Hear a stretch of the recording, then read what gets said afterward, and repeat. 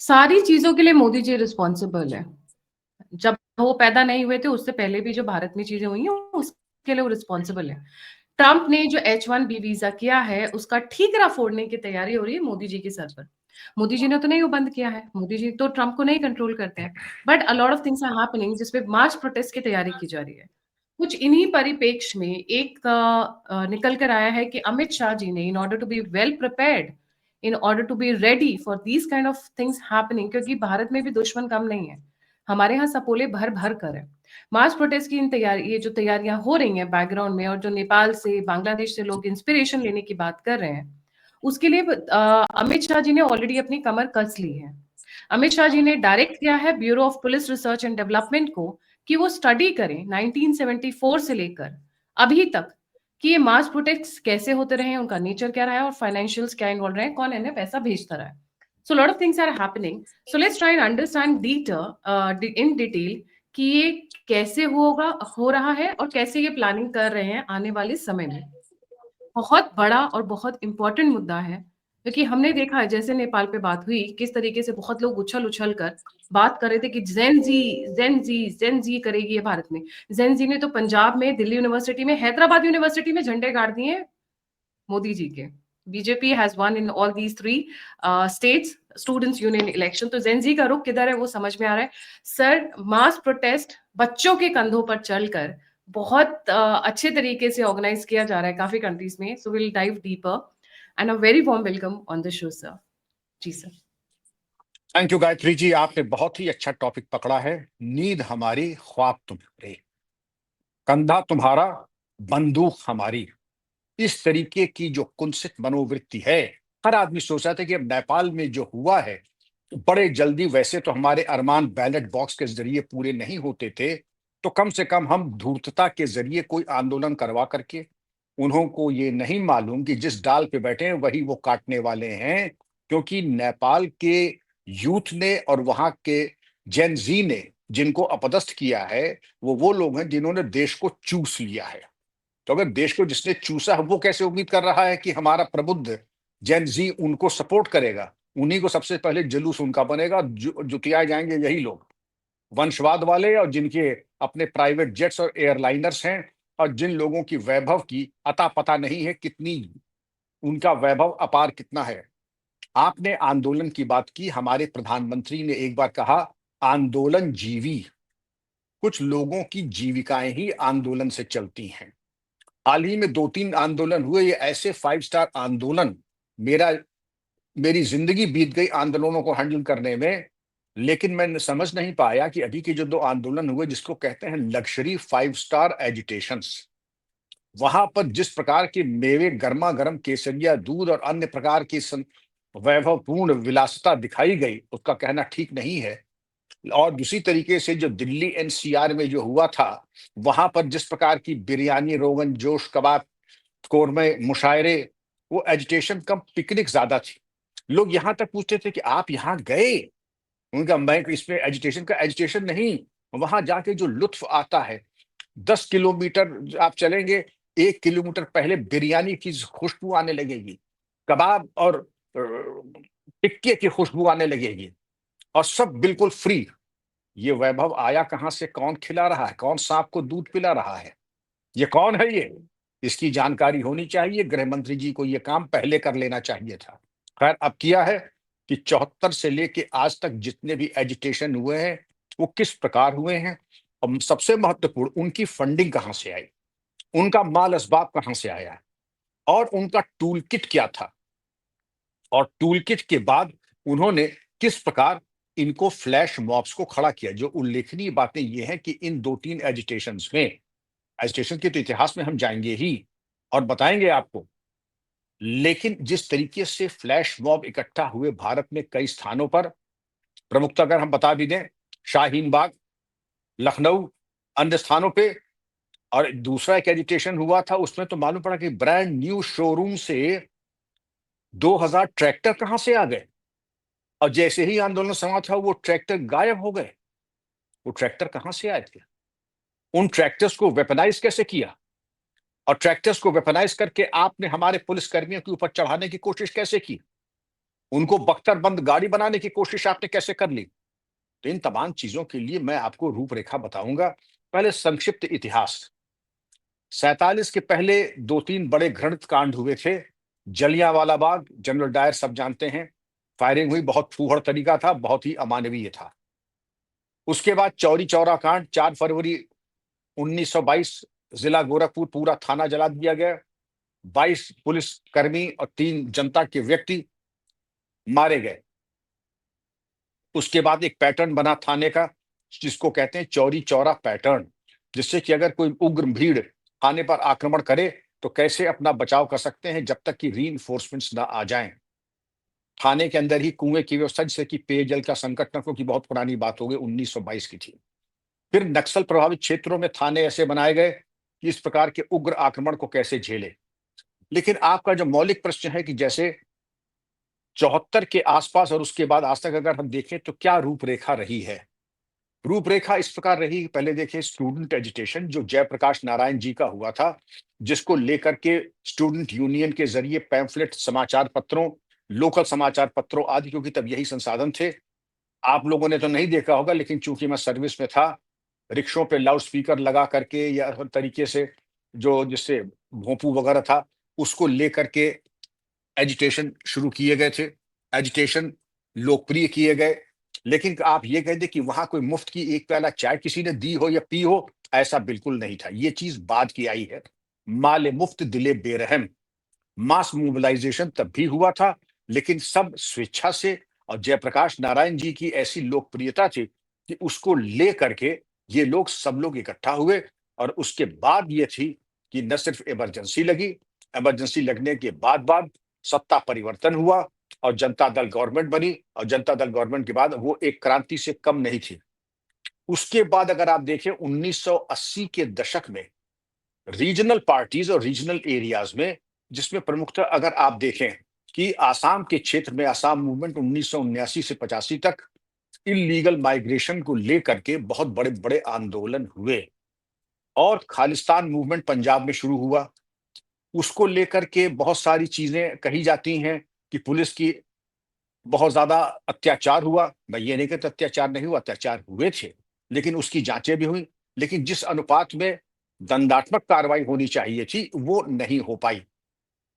सवाल ये उठता है कि जब ये 74 के बाद की स्टडीज जब होंगी और उसके बाद आप देखेंगे कि हमने क्या त्रुटियां की, स्ट्रेंथ, वीकनेसेस, अपॉर्चुनिटीज और थ्रेट्स, कि हम कहां पर हमने ठीक ठाक काम किया और कहां पर ठीक नहीं किया।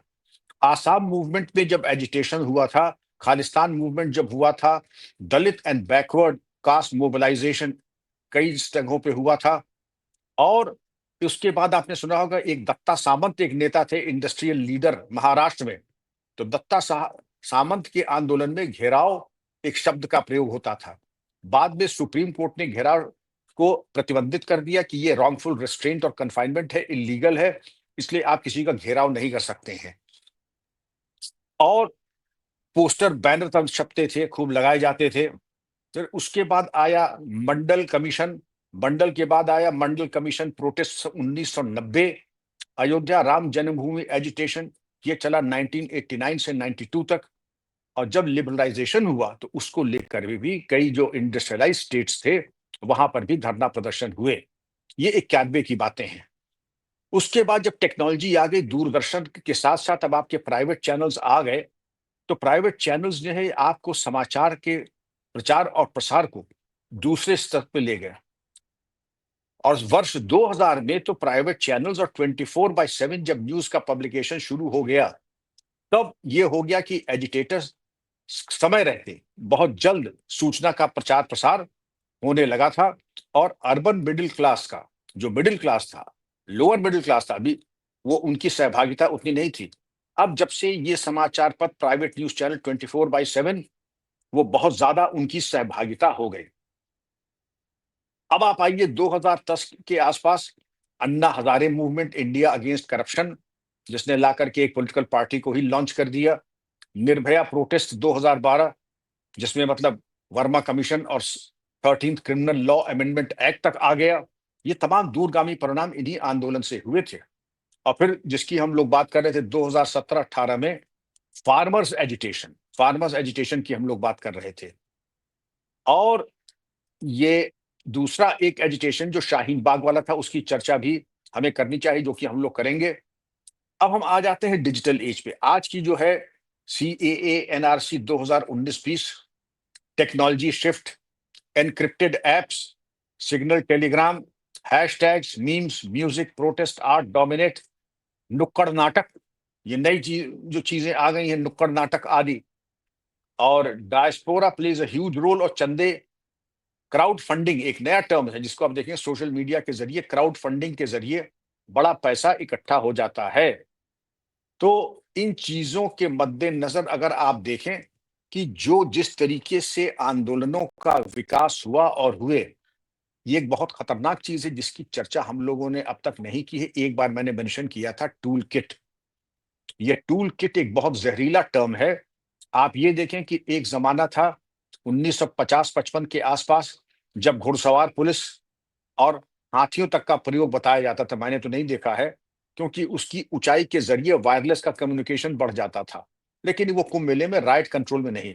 लेकिन घुड़सवार पुलिस का बहुत अच्छा इस्तेमाल कोलकाता पुलिस करती थी, और यूपी पुलिस तो आज भी करती है। लेकिन इसकी काट लोगों ने बहुत अच्छी निकाल ली। जैसे, अब उसको बताना ठीक नहीं, क्योंकि आपका लोकप्रिय चैनल ये हमारे हितैषी भी देखते हैं, तो जो मैं बताऊंगा तो वो उसका इस्तेमाल करेंगे। अब मैं नहीं चाहता उनको कोई लाभ मिले नकारात्मक लोगों को आपके चैनल के माध्यम से।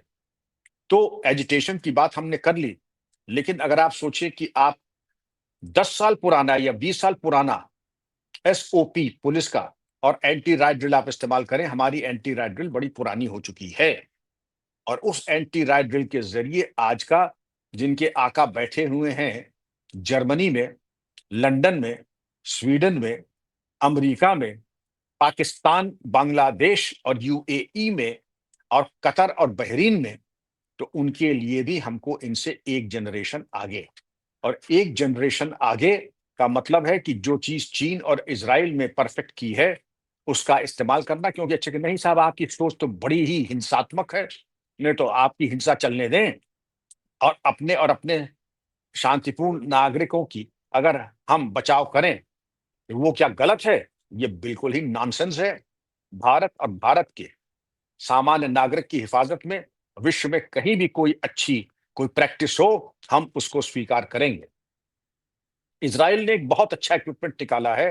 अब हम लोग कोशिश करते हैं नॉन लीथल। अब अंग्रेजों के जमाने में मैंने जलियांवाला बाग का मिसाल दिया, गोली चलाने की जरूरत नहीं है, non lethal alternatives. Non lethal में यह होता है कि आप एजिटेशन को नियंत्रित कर लें, बदमाशों को चिन्हित कर लें, बदमाशों को गिरफ्तार कर लें, जो उग्र हैं उनको गिरफ्तार कर लें, लेकिन जनहानि बिल्कुल ना हो, किसी की जान न जाए, गंभीर रूप से घायल ना हो। तो उसके तमाम प्रयोग किए गए। जैसे डाई, एक डाई का स्प्रे हो जाता है, तो जो भी आंदोलनकारी आगे हैं वो रंग जाते हैं 5-6 दिन तक, जो कहते हैं रंगा सियार।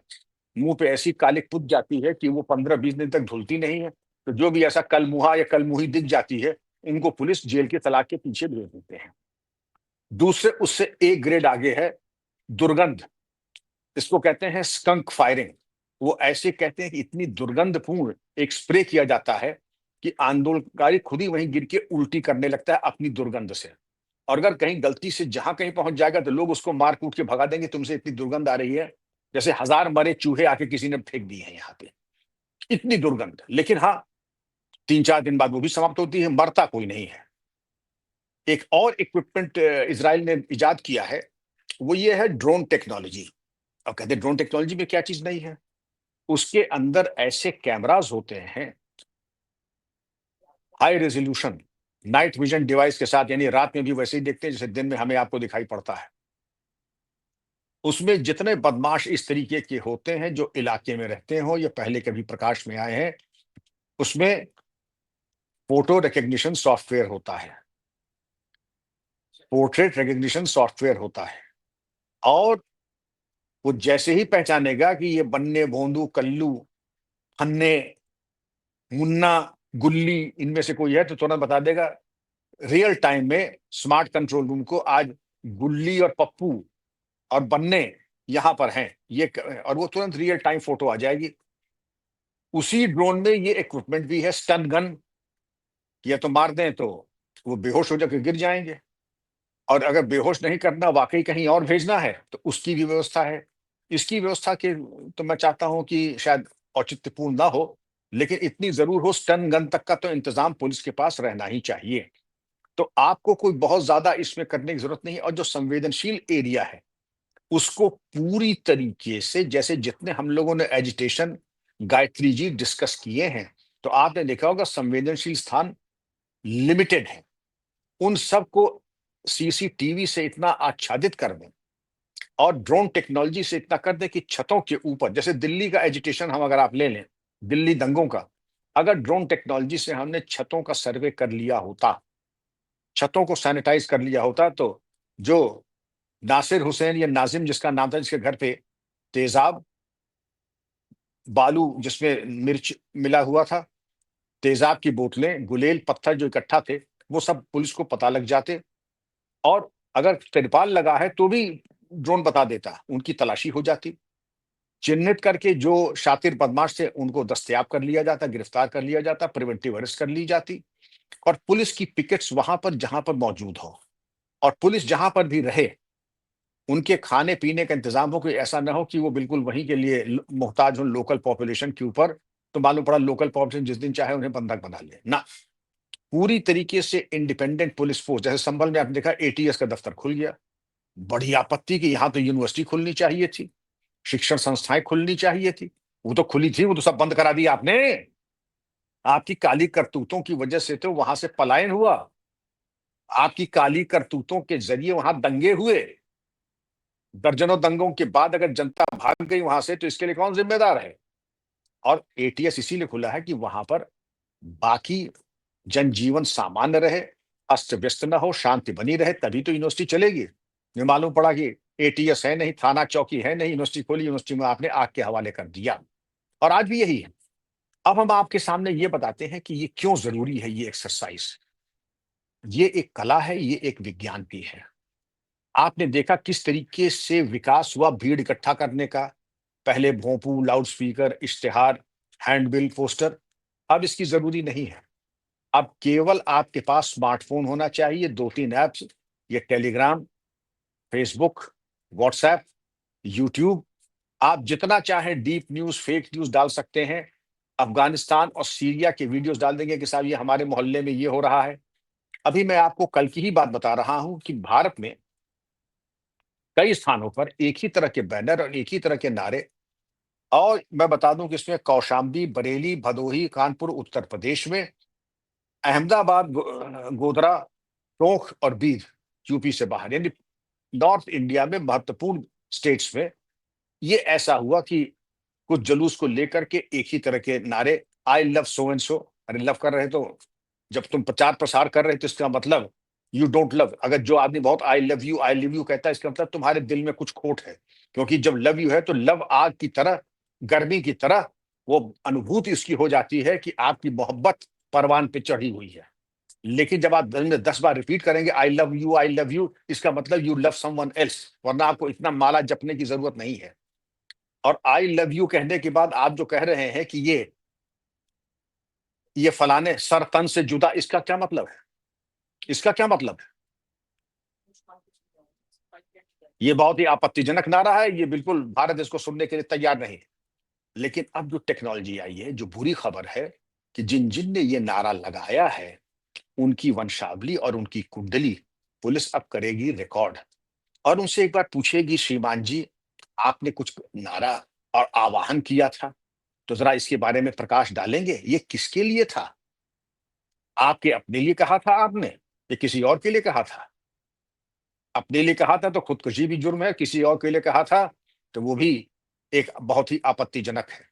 तो अब कोई चीज ऐसा नहीं कि कोई चीज दब सकेगी, अब तो दबेगी नहीं। इसीलिए जरूरी है कि इसकी रूपरेखा, मोडस ऑपरेंडाई चिन्हित करना, सबसे पहले चिन्हित करना, चिन्हित करने के बाद फ्लैश मॉब कैसे इकट्ठा होते हैं, उनके रास्ते बंद कराना। क्योंकि पहले देखिए, हम अब खुल के आपको बताता हूं, पुलिस और प्रशासन काम करता है किस पे? ईमेल पे, फैक्स के ऊपर, और इस तरीके के कम्युनिकेशन के ऊपर, क्योंकि ऑफिशियल कम्युनिकेशन है। लेकिन ये जो फ्लैश मॉब्स और मॉब क्राउड फंडिंग है, ये चलते हैं आपके रोग ऐप से और इन ऐप से, टेलीग्राम, सिग्नल, फेसबुक, इंस्टाग्राम और ये और तमाम गिना अभी चंदा मांगने का, चंदा देने का, गंतव्य में और रियल टाइम गाइड करने का। आपने देखा होगा कि एक एजुटेशन में वो बता रहे थे कि यहाँ जाओ, यहाँ आगे पुलिस वाले खड़े हैं, थोड़ा इस गली से अंदर जाओ, वो पूरा गूगल मैप से नेविगेट होते रहे। तो इसीलिए गृह मंत्रालय ने अगर रूपरेखा और एसओपी तैयार करने को कहा है, वो आवश्यक है, क्योंकि अब जैसे आपने सुना होगा कि सीआरपीएफ की एक बहुत बढ़िया एंटी वो दंगा नियंत्रण योजना के तहत एक हर जिले की एक स्कीम होती है, इंटरनल सिक्योरिटी स्कीम। तो दंगा नियंत्रण योजना को भी लेकर के एक फोर्स बनी है, रैपिड एक्शन फोर्स, जिसको आरएएफ कहते हैं। रैपिड एक्शन फोर्स के पास वो तमाम इक्विपमेंट होते हैं कि इस प्रकार के फालतू और वायलेंट एजिटेशंस को डील करें। उसमें हेलमेट, बॉडी प्रोटेक्टर्स, वज्र वाहन, आपने देखा होगा वज्र वाहन जो बिल्कुल बख्तरबंद गाड़ियों की तरह चलता है, कि इनके पथराव, आगजनी, इसका कोई प्रभाव वज्र वाहन और इसके ऊपर नहीं होता है। तो गायत्री जी, इसका इक्विपमेंट, लेकिन आज हर इक्विपमेंट को अपग्रेड करने की जरूरत है।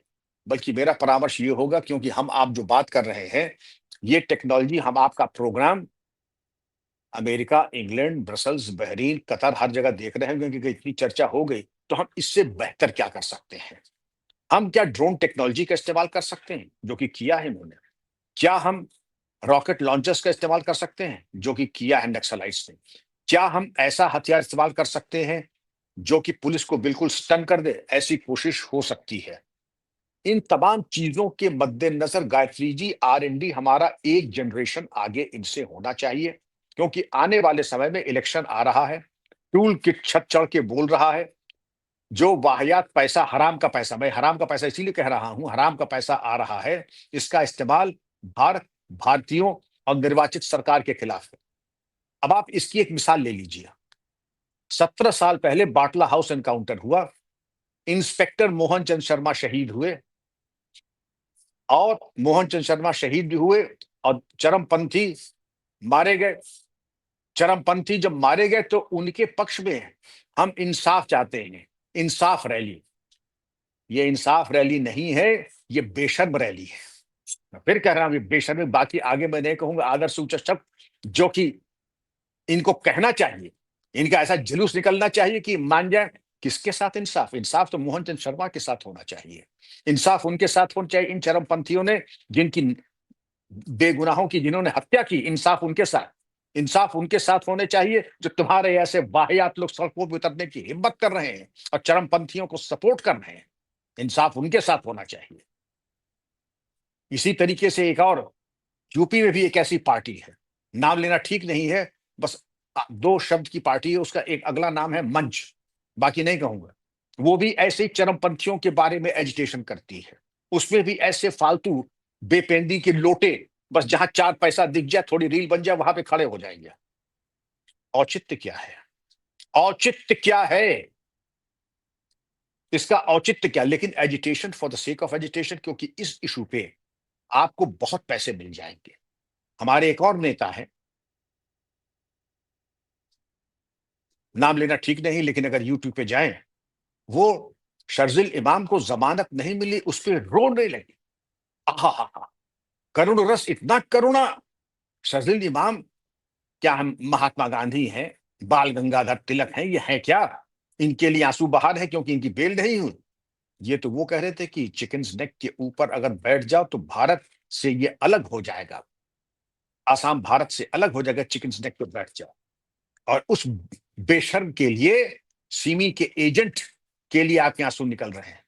तो जो सिमी के लिए आंसू बहा रहे हैं, इंडियन मुजाहिदीन के लिए आंसू बहा रहे हैं, चरमपंथियों के लिए आंसू बहा रहे हैं, फिलिस्तीनियों के लिए और हमास के लिए आंसू बहा रहे हैं। बहरहाल हमारी तैयारी पूरी होनी चाहिए। हमारा किसी से घृणा नहीं, हमारा किसी से विरोध नहीं, हमारा एक लाइन का है गायत्री जी, भारत, भारत के नागरिकों और हमारे संविधान और निर्वाचित सरकार के पीछे अगर किसी ने आंख उठाने की हिमाकत की, तो ऐसा मुंहतोड़ जवाब दिया जाएगा कि आप सोच भी ना पाएंगे।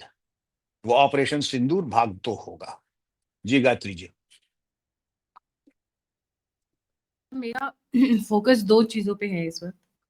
एक तो ये जो H-1B वीज़ा मिला है, इसके बारे में कहा जा रहा है, ये तो मोदी जी के सर पर फोड़ने की तैयारी हो रही है। क्या इसका इस्तेमाल करके, और जैसा कि पीछे हमने कई वीडियोज़ किए हैं, ऑफ द ट्रेंड हम लोग कई वीडियोज़ करते रहे हैं, जहाँ पर हमने देखा है बहुत सारे यूट्यूबर्स पर्टिकुलर आइडियोलॉजी के वो जा जाकर बच्चों को उकसा रहे हैं। जा जाकर बच्चों को ये बोल रहे हैं कि आपका स्टाफ सिलेक्शन कमीशन नहीं हो रहा है, आपके रहने की ये है।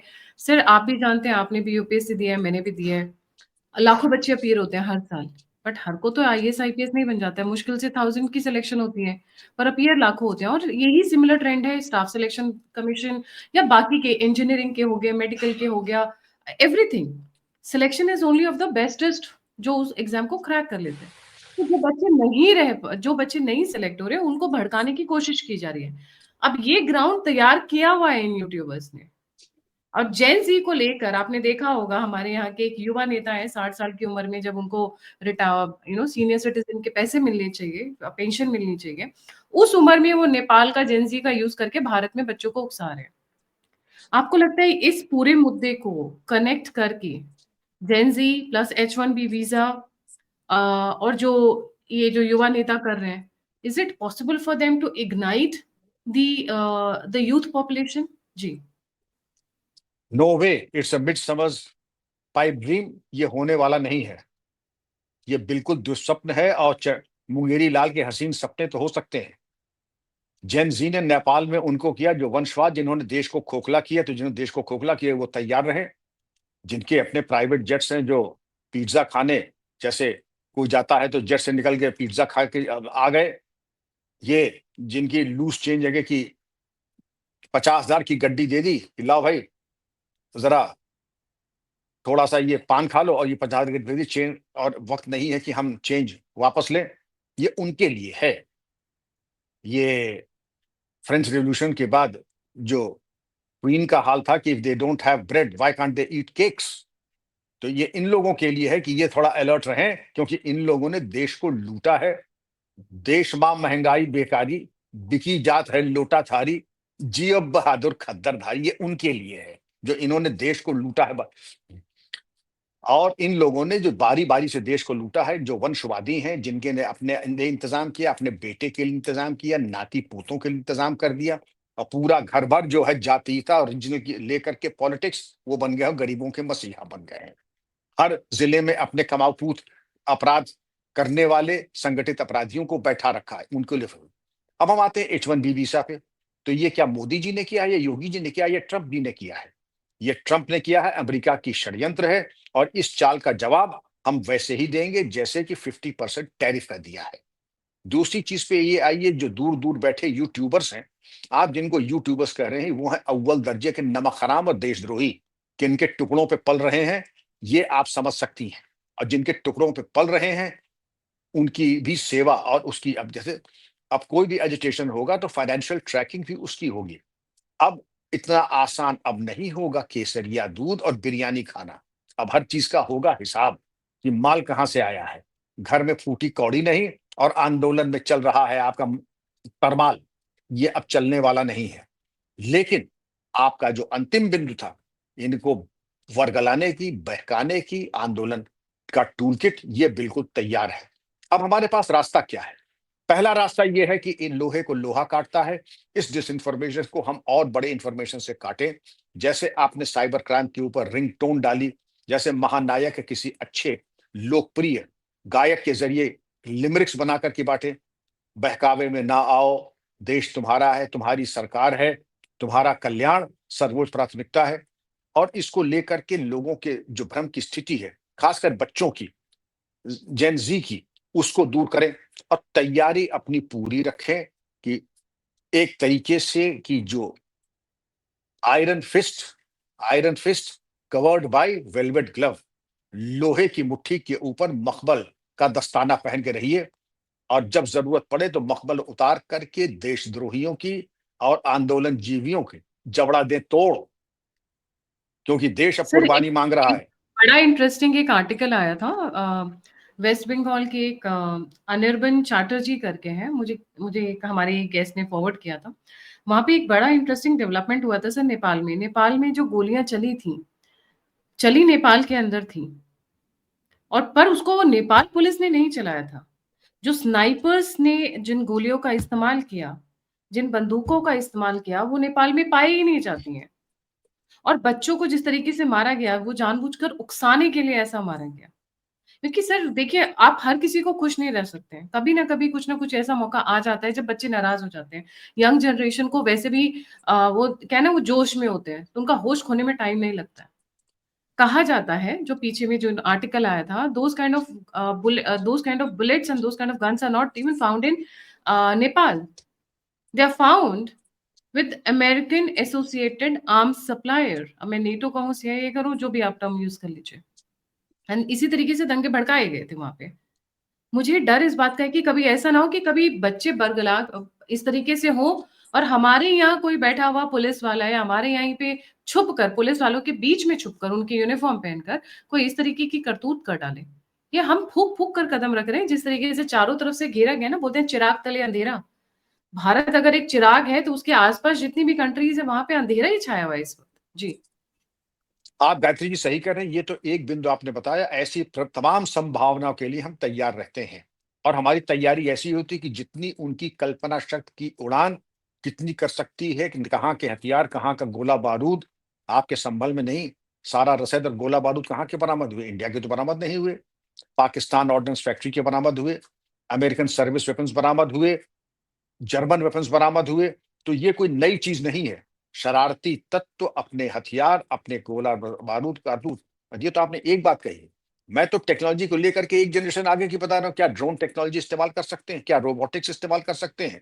क्या मशीन लर्निंग का इस्तेमाल करके कि कैमोफ्लेजिंग इस लेवल पे ले जाएं कि आपने कहा कि पुलिस का ही भेष बना करके और उस तरीके से दुरुपयोग करें अपने संसाधनों का, और शहरियों के ऊपर आक्रमण करें। ये तमाम संभावनाओं के मद्देनजर जो एसओपी बनेगी, इन तमाम चीजों का निराकरण और उसकी काट निकाल करके बनाएगी, तभी वो पूर्ण होगी, और उसका उच्चीकरण समय समय पर होते रहना चाहिए।